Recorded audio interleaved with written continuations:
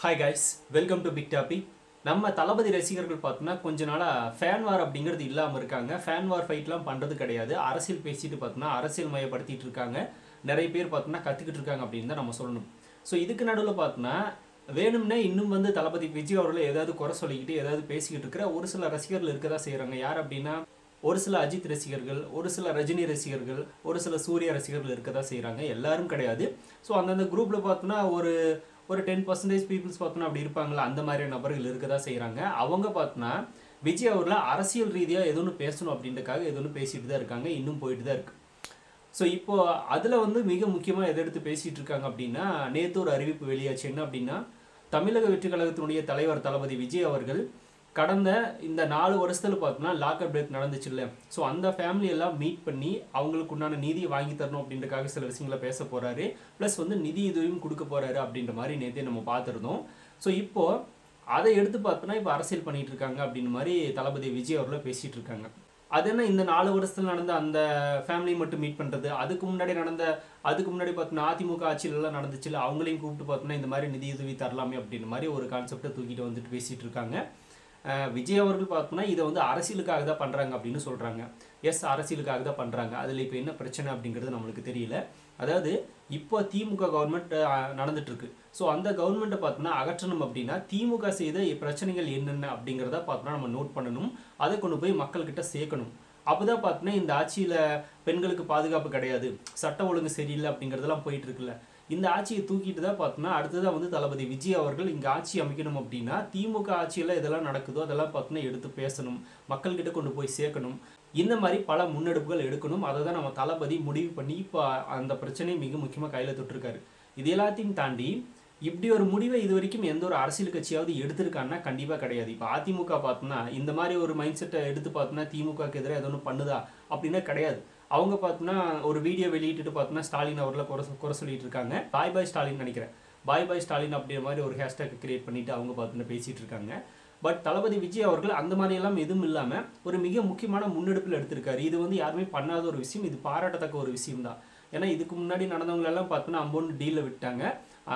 அரசும் சரி, இப்போ அந்த நீதி வாங்கி தரேன்னு சொல்லி நபர்களும் பேசினாங்களா, அவங்களும் சரி, சில பேர் பார்த்தோன்னா சரியான நீதி கிடைக்கல அப்படின்னு தான் இப்பவும் குற்றச்சாட்டுகளை வச்சுட்டு இருக்காங்க. அப்படி இருக்கிறப்போ அதை விஜய் அவர்கள் கையில் எடுத்து மக்களுக்கு தெரியப்படுத்தி அவங்க கூட நிற்கிற மாதிரி பார்த்தோன்னா தளபதி விஜய் அவர்கள் சப்போர்ட்டாக இருக்காருல்ல, இது ஒரு நல்ல விஷயம் தானே. இதையே பார்த்தோன்னா ஒரு மைனஸாக பார்க்குறாங்க அப்படிங்கிறது தெரியல.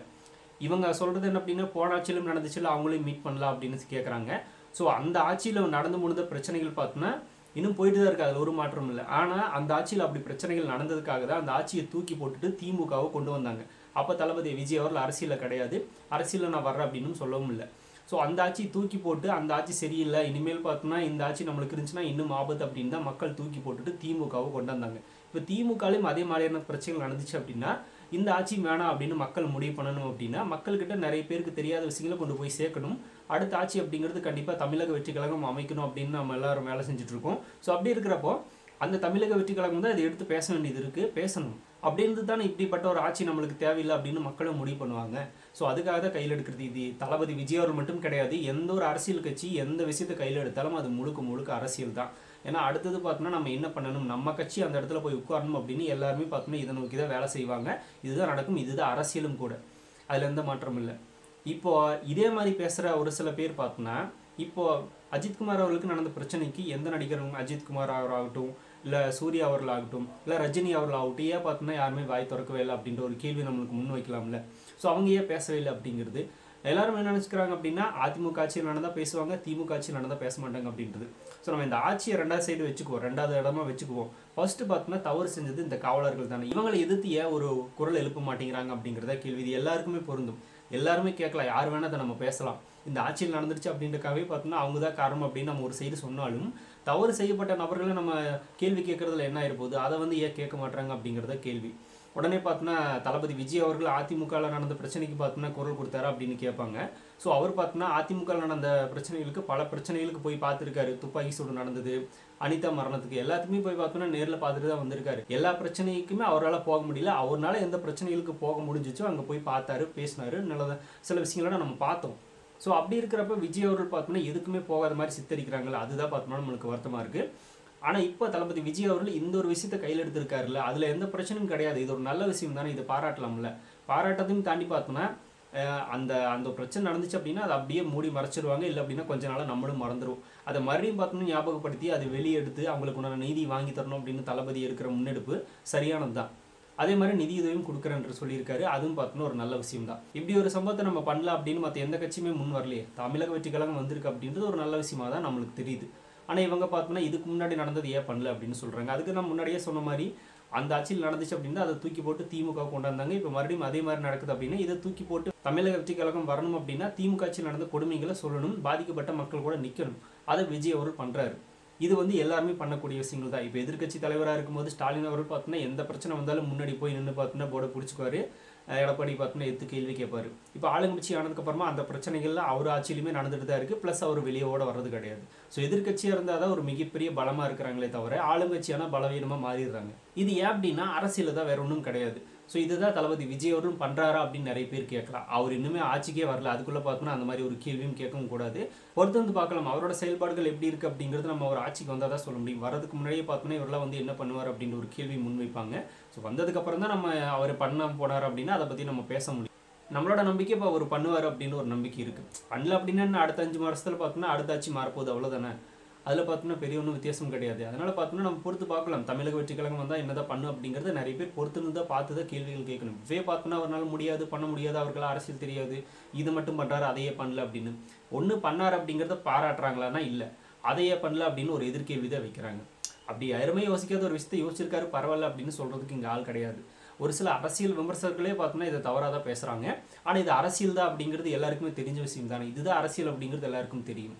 ஏன்னா ஒரு அரசியல் கட்சி தலைவர் எங்கே போய் எதை பண்ணாலும் அது அரசியல் தான் ஆக்கப்படுது. அப்படி இருக்கிறப்ப நம்ம மாமன்னு சொல்லிட்டு போக வேண்டியதாக, உட்காந்து விளக்கம் கொடுக்க வேண்டிய அவசியம் கிடையாது. ஸோ இந்த மாதிரியான நபர்கள் இருக்கிற வரைக்கும் கண்டிப்பாக பார்த்தோன்னா விஜய் அவர்னால இல்லை, யார் வந்தாலும் பார்த்தோன்னா நல்லது பண்ணல அப்படின்னு யாராவது ஸ்டெப் எடுத்து வச்சாலே இந்த மாதிரி பேசி ஆஃப் பண்ணி உட்கார வச்சுருவாங்க. இதுதான் நடக்கும். இதை அஜித் ரசிகர்களும் சரி, ஒரு சில ரஜினி ரசிகர்களும், ஒரு சில சூர்யா ரசிகர்களும் பரப்புறதா வருத்தமாக இருக்குது. ஏன்னா ஃபேன் வார் வேறு, அரசியலுங்கிறது வேறு, மக்களுக்கு தொண்டு செய்ய வர இடம்ங்கிறது வேறு. இப்போ எந்த ஒரு ரசிகர்களுக்குமே பார்த்தோன்னா இந்த அஜித் ரசிகர்கள், விஜய் ரசிகர்களாகட்டும், ரஜினி ரசிகர்களாகட்டும், சூர்யா ரசிகர்களாகட்டும், இவங்க எல்லாருக்குமே பார்த்தோன்னா இந்த ஹீரோஸ்னால ஏதோ ஒன்று பிரச்சனை நடந்திருக்குமா, இந்த ஹீரோஸ் ஏதாவது இவங்கள பார்த்தோன்னா டிஸ்டர்ப் பண்ணியிருக்காங்களா, பேசியிருக்காங்களான்னு இருக்காது. அந்தந்த ஃபேன்ஸ்னால தான் இருக்கும். இப்போ ஒரு அஜித் ரசிகர் விஜய் ரசிகரை விஜய் திட்டார் அப்படின்னா அதுக்கு காரணம் விஜயா இருக்க மாட்டார், கண்டிப்பாக அந்த விஜய் ரசிகராக தான் இருப்பார். அதே மாதிரி விஜய் ரசிகர் ஒருத்தர் அஜித் ரசிகரை திட்டுறாரு அப்படின்னா அதுக்கு அஜித் காரணமாக இருக்க மாட்டார், அந்த அஜித் ரசிகராக தான் காரணமாக இருப்பார். இவங்களுக்குள்ளே ஃபைட் பண்ணிக்கிறது. ஆனால் பார்த்தோம்னா கோபம் எல்லாம் அங்கே இருக்கிற 2 ஹீரோஸ் மேலே திரும்பிடுது. இதுதான் நடந்துட்டு இருக்கு. ஸோ இதை புரிஞ்சாலே பார்த்தோம்னா பெரிய அளவில் நம்மளுக்கு வார் இருக்காது. ஸோ அதாவது ஃபேன் வார் இருக்காது. ஸோ இதுலேருந்து எப்போ வெளியே வர போகிறோம் அப்படிங்கிறது நம்மளுக்கு தெரியல. இப்போ அரசியலுக்காக பார்த்தோன்னா தளபதி விஜய் வந்திருக்காரு, மக்களுக்கு நல்லது செய்யணும் அப்படின்னு வந்திருக்காரு. அவர் ஒரு நல்லது பண்ணாலும் அந்த நல்லது பண்ண விடாமல் தடுக்கிறதும் கூட பார்த்தோன்னா ஒரு குற்றம் தானே. அந்த ஒரு நல்லது போய் சேருது அப்படின்னு யாரும் நினைக்கிறது கிடையாது. அது கூட பார்த்தோம்னா தவறாக சித்தரித்து பார்த்தோம்னா அந்த நல்லதும் நடக்க விடாமல் கெடுக்கிறாங்க அப்படின்னா இது சரியான முறையாக இருக்காது. எல்லாருக்கும் ஒரு வாய்ப்புன்றது கொடுத்தா தானே தெரியும் அவங்க என்ன பண்ண போகிறாங்க அப்படின்றது.